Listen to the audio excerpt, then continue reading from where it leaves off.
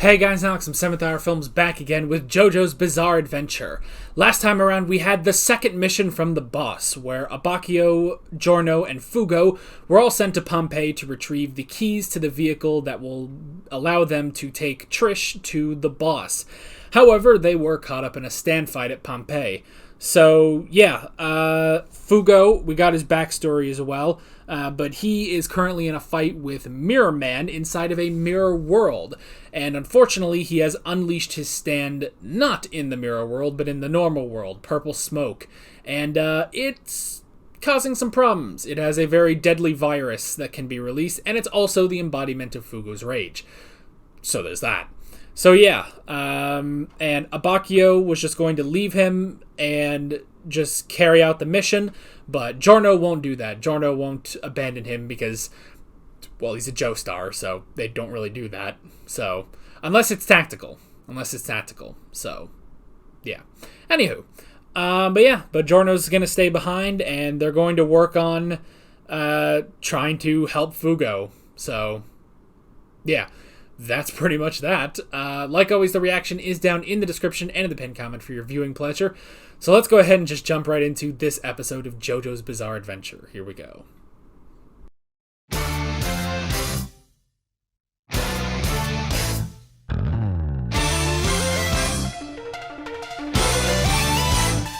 Alrighty. Giorno, he'd saved the day. And Aureo. And Fugo. They all saved the day. But Giorno did something, which is more than can be said of the previous couple episodes. So, I'll take it. One thing about this part, one thing I kind of slightly have to give props to part 4 is the main character's power. Because restoration, I feel like, is such a great power. And maybe one reason that Giorno is, not as prominent, and I don't know, maybe he'll become more prominent as time goes on, but maybe one reason he hasn't been as prominent thus far is because I really can't think of how you can make his power that viable, Now, that said, our main stands have been punch guy and punch but restore guy. But still, when I look at some of this stuff, it's like, okay, what sort of animal is Giorno gonna create in order to save the day, Now, that was clever.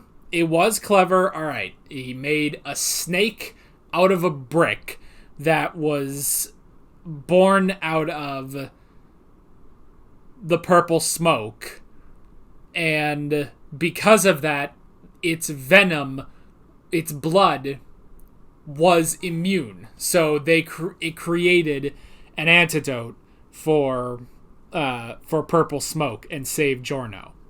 Cool, clever. I like that. But sometimes, I don't know. I feel like you really gotta think. You really gotta think. Okay, what animal can Giorno create,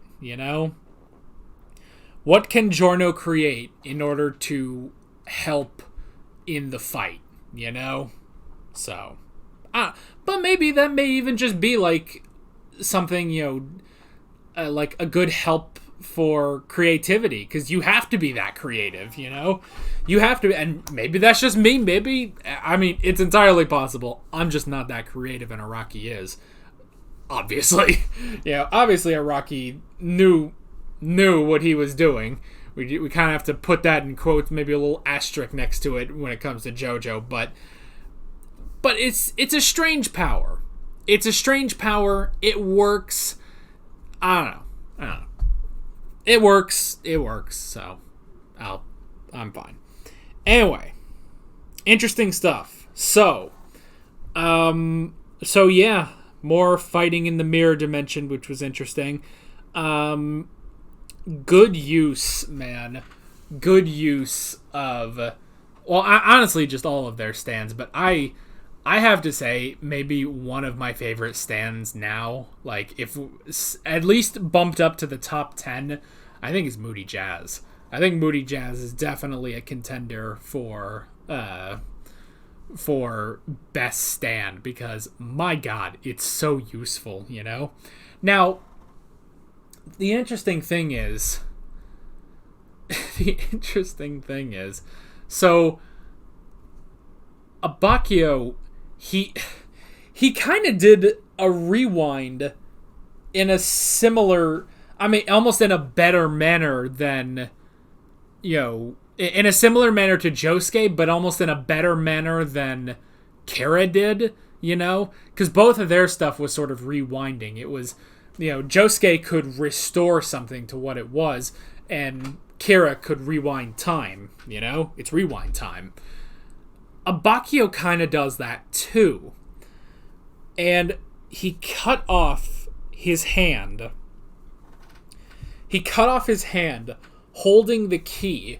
And what had to have been, he rewound his hand back to when it was over by Giorno, so that Giorno would take the key from it. Now, my question is, could he not then rewind back to being on his hand, you know? Because now, in time, it's like if you know, right now I screen record all the shows that I watch. That's how I do these reactions. So I screen record. But if I was screen recording and I literally hit rewind on something and it went back, well, now in the new recording, it's going to show when it rewound, and that's going to be part of it. So if I then take that new clip and rewind it, that then rewinds, it reverse rewinds back to where it was. So I'm thinking, can Abbacchio not do that? Can he not, now that he rewound his hand to be over there, could he not then rewind his hand back to him, you know? Which I didn't even think he could do that he could rewind the object itself, you know? And maybe it's not even just, you know, he can rewind any object. Maybe it's just specifically he can rewind parts of himself and his own stand, you know? I don't know. Basically, what I'm asking is Abbacchio going to end up like Joseph or not? You know? Or, so this is what, the third person who lost a hand in this show? Because you have Joseph losing his hand, Kira lost his hand for a little bit so he could free Heart Attack, and now Abbacchio has lost his hand. Yeah, I guess that's everyone. That's everyone who's lost a hand. So yeah, like, it just, I don't know. It seems like, I don't know. If you can rewind your hand somewhere, could you not then rewind it back? Well, hell, I guess you don't even need to think that far into it, because he can also fast forward, can't he?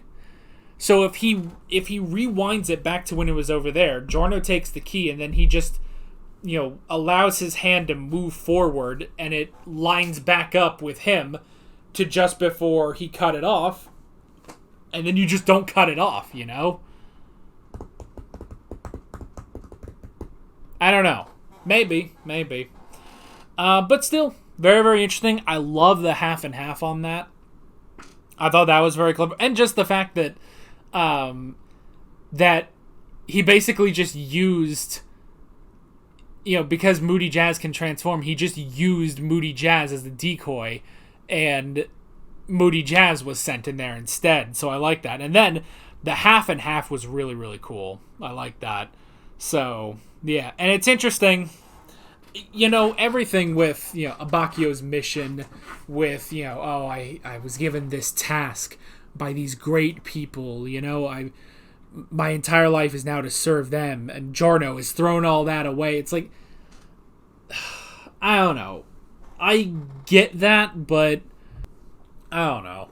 I mean, it's like, well, you also need to sort of live your life for you, but, yeah, I mean, I guess he tried that. And, I mean, now he's living his life for other people, but the ironic part about that is that Giorno is too, you know, he's like, no, I need to complete my mission for these important people, and Giorno is thinking, well, I need to save you guys because you're important to me, basically. It's just a clash of, people's priorities, basically.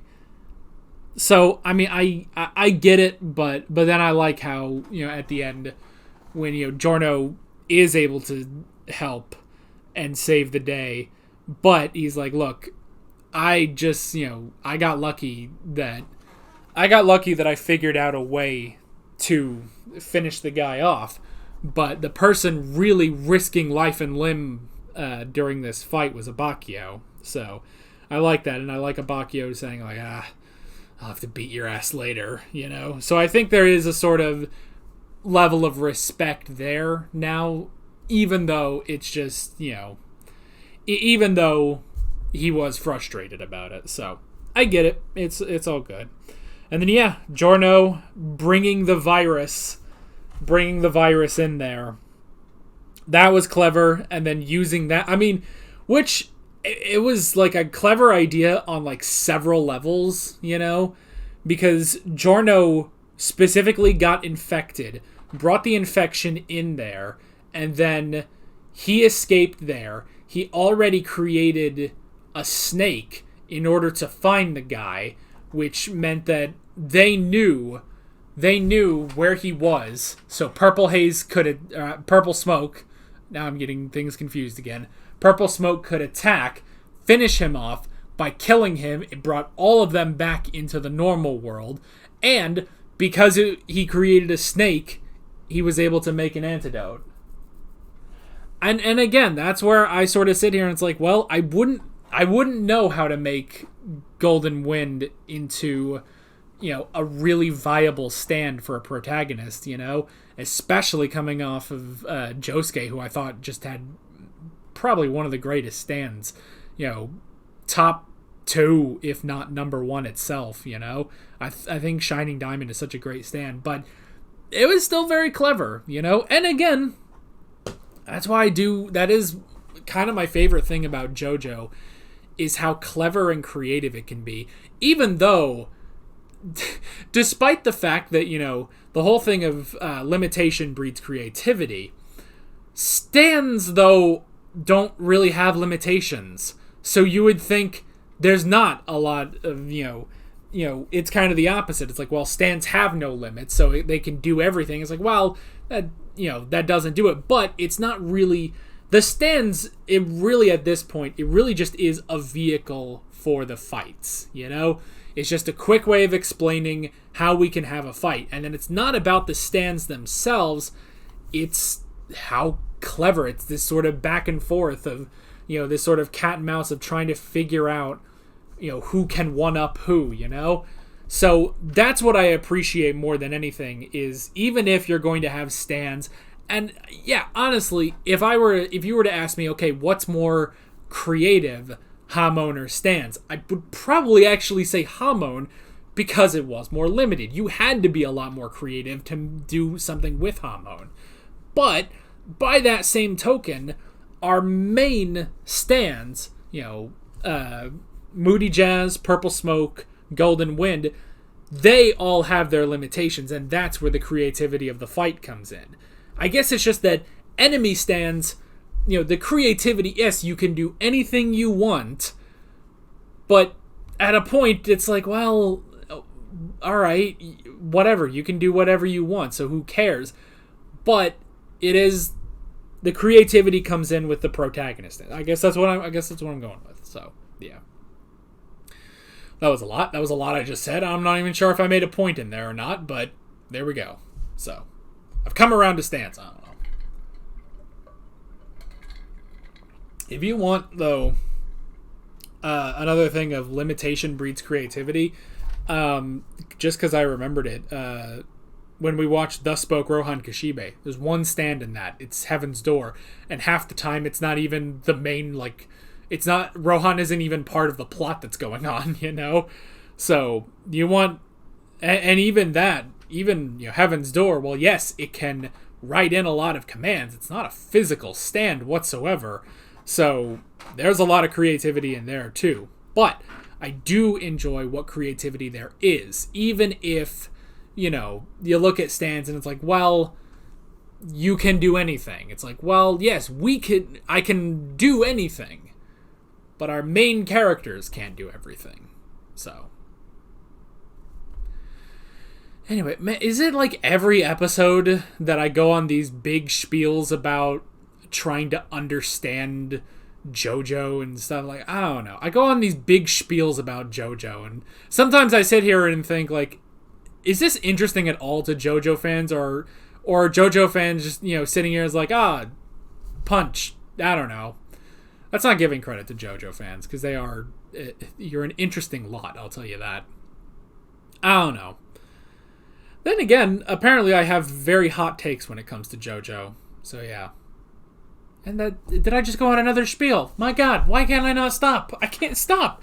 I literally just keep going on spiels every episode about JoJo. What am I doing?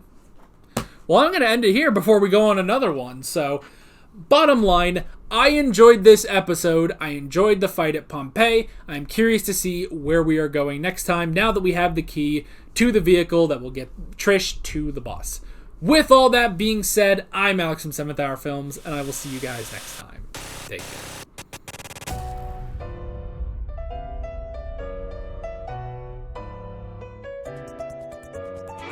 Alright guys, thanks for watching this video. There's a bunch of links on screen if you want to go click around to any of those. There's a playlist for all of my JoJo's Bizarre Adventure reactions, as well as another video you can go click on if you want.